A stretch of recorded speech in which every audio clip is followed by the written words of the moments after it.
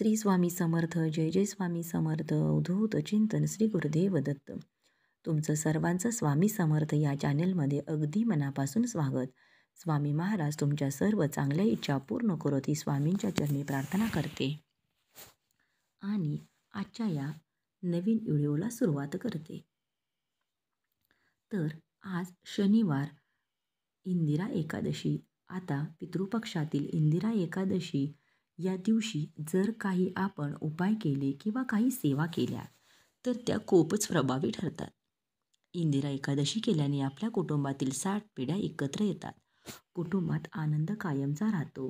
एकादशीच्या दिवशी पितरांना जन्म मृत्यूच्या बंधनातून मुक्ती मिळते असे म्हटले जाते.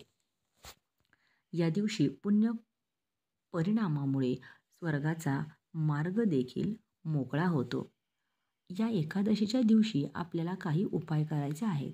आता भरपूर वेळेला आपल्याला आयुष्यामध्ये अनेक अडचणी, अडथळे, संकटे असतात आणि आता संकट तर आपण काही थांबवू शकत नाही, परंतु संकटाचा वेग मात्र आपण कमी करू शकतो. किंवा मुलांचा अभ्यासात प्रगती हवी असेल, मुलांना नोकरी किंवा व्यवसायात यश हवे असेल किंवा नवऱ्याची प्रगती व्हायची असेल, म्हणजे काय तर आपल्या घरातील सर्व सदस्य, मग आपली मुलं बाळं असतील, सासू सासरे असतील किंवा आपला पती असतील, तर सर्वांचं आरोग्य चांगलं राहावं, प्रत्येकाला प्रत्येक क्षेत्रामध्ये यश मिळावं असं प्रत्येकाला वाटत असतं. किंवा काही वेळेला मुलांना आपल्या इडापिडा झालेली असते, नजरबाधा झालेली असते, आर्थिक टंचाई असते, पैसा स्थिर राहत नाही, कुठंतरी पैसा होऊन जातो, मेहनतीचं आपल्याला फळ त्या प्रमाणामध्ये मिळत नाही. अशा सर्व समस्या दूर होण्यासाठी उद्या आपण कोणते उपाय करावेत याबद्दलची सर्व माहिती मी आज या व्हिडिओमधून देणार आहे.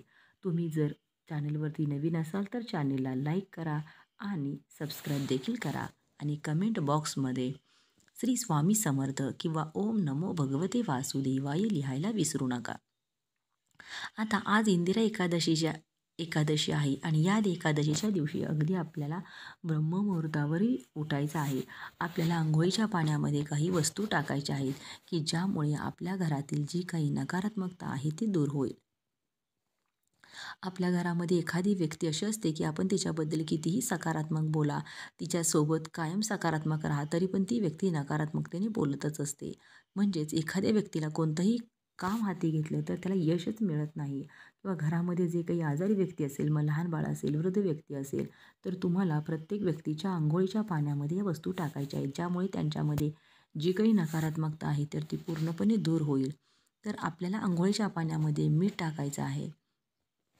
आपण जेव्हा आपले हातपाय दुखत असतात, आपण आजारी पडत असतो, तेव्हा देखील आपण मीठ अंघोळीच्या पाण्यामध्ये टाकत असतो. त्यामुळे मीठ आरोग्याच्या दृष्टीने देखील चांगलं आहे. आता आपण थोडंसं मीठ घ्यायचं आहे, तसंच चिमूटभर हळद देखील घ्यायची आहे. कारण हळद ही भगवान विष्णूंना अतिशय प्रिय आहे. माता लक्ष्मीला देखील हळद आकर्षित करत असते. हळद आपला गुरुग्रह देखील मजबूत करत असते. त्यामुळे आपण हळद देखील घ्यायची आहे. तसेच आता पितृपक्ष देखील सुरू आहे, त्यामुळे थोडेसे काळे तीळ देखील आपल्याला घ्यायचे आहेत. काळे तीळ हे आपल्या पूर्वजांना समर्पित आहे. त्यानंतर आपल्याला 2 थेंब गंगाजलाचे अंघोळीच्या पाण्यामध्ये टाकायचं आहे आणि या एकादशीच्या दिवशी पवित्र तीर्थस्थानी स्नान करणे याला खूप महत्त्व आहे. पण आपल्याला अशा ठिकाणी जाणे शक्य होत नाही, म्हणून आपण घरीच अंघोळीच्या पाण्यामध्ये 2 थेंब गंगाजल टाकायचं आहे. मीठ असेल, काळे तीळ असेल, हळद असेल, गंगाजल या वस्तू टाकत असताना आपल्याला एका मंत्राचा जप देखील करायचा आहे. तो कुठला तर गंगे च यमुने चैव गोदावरी सरस्वती नर्मदे सिंधू कावेरी जलेस्मिन सन्निधिं कुरु.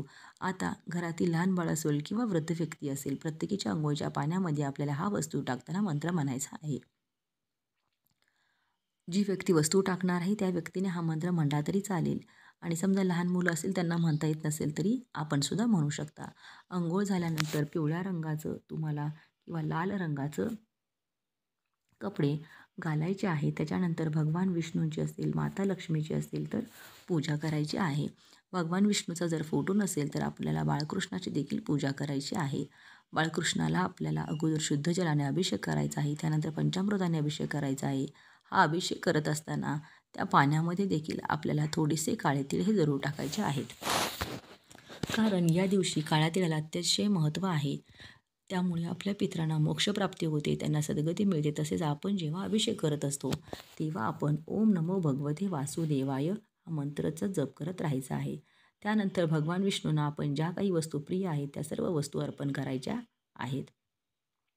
आणि मग त्याच रंगाची वस्त्र परिधान करावी. त्यांना चंदन, अष्टगंध लावायचा आहे, तुळशीपत्र अर्पण करायचं आहे.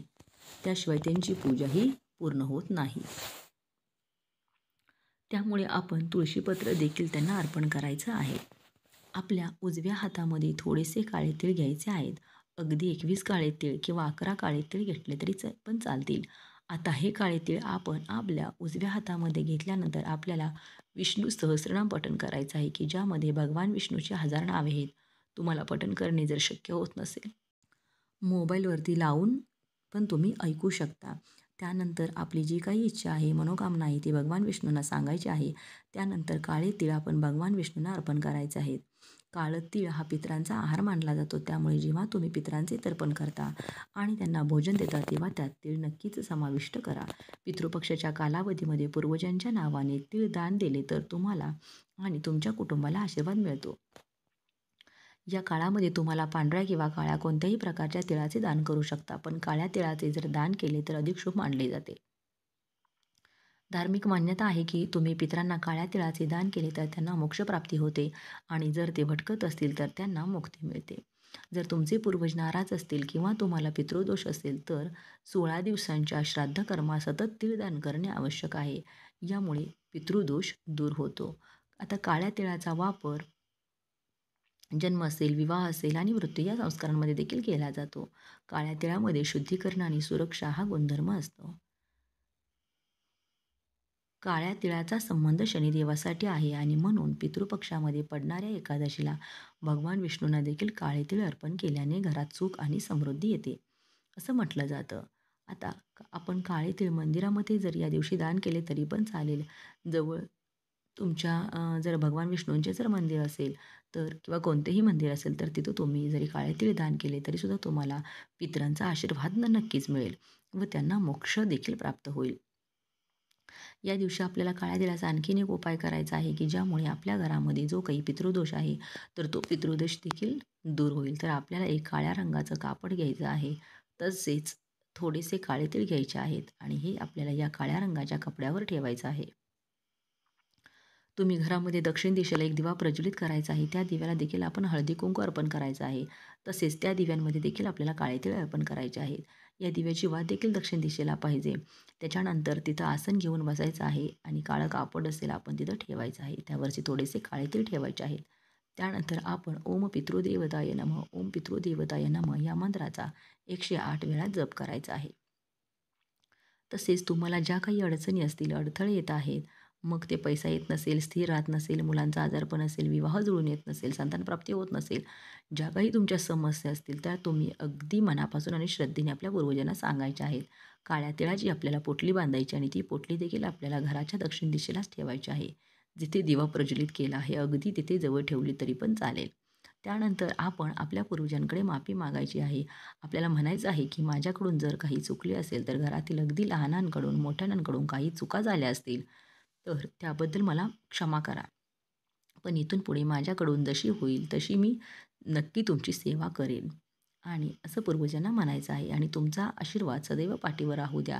आता हे जे काळे तीळ आहे ते आपल्याला सर्व पितरी अमावस्येपर्यंत आपल्या घरामध्ये दक्षिण दिशेलाच ठेवायचे आहेत आणि जेव्हा अमावस्या येईल त्या अमावस्येच्या दिवशी आपल्याला हे काळे तीळ वाहत्या पाण्यामध्ये प्रवाहित करायचे आहेत. यामुळे आपल्या घरातील पितृदोष दूर होईल व पितरांच्या आत्म्याला देखील शांती मिळेल, पितरांचा आशीर्वाद मिळेल आणि जर पितरांचा आशीर्वाद मिळाला आपल्यावरती असेल तर आपल्याला कधीच कसलीच कमतरताही भासणार नाही. जर तुम्हाला व्हिडिओ आवडला असेल तर कमेंटमध्ये ओम पितृदेवताय नमः नक्की लिहा.